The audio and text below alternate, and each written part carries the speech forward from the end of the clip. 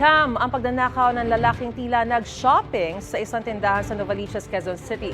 Nakumpiska sa kanya ang ilang pakete ng noodles, delata at conditioner na balak daw niyang ibenta para may maipanggastos.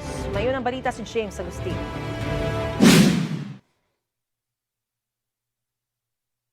Tila ordinaryong customer lang ang isang lalaki na nakuhanan sa CCTV camera ng isang commercial establishment sa Barangay Bagbag, Novaliches, Quezon City. Umupo ang lalaki, kumuha ng mga grocery items at diretso itong inilagay sa daladala niyang bag. Hindi pa nakontento. Pagkatayo ng lalaki ay kumuha pa siya ng ibang items. Ang modus na bisto ng mga empleyado ng establishmento, inaresto ang 52 anyos sa sospek. Nakikita dun sa niya, yung side mirror ng store. Then meron din silang CCTV na recorded. Paglagay niya dun sa bag, diretso siya ng counter pero hindi siya nagbayad. Then lumabas siya, hinabol na lang siya ng guard or ng manager.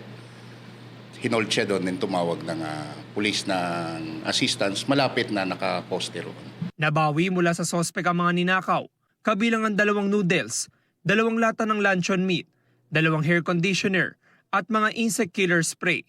Ang suspect natin is nakulong yan noong 2019 sa salang illegal drugs.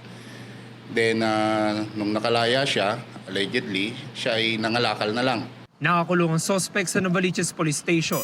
Aminado siya sa nagawang krimen, bagay na pinagsisisihan daw niya. Kaya lang po nagawa ko yun kasi na-stroke pa yung asawa ko. Gusto ko makabili ng gamot. Wala akong makunin eh. Pero ano gagawin niyo sa mga ninakaw? Ibebenta ko po para makabili ng gamot.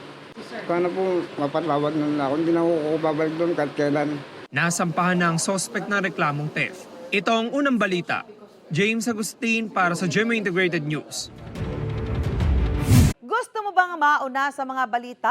Mag-subscribe na sa GMA Integrated News sa YouTube at tumutok sa unang balita.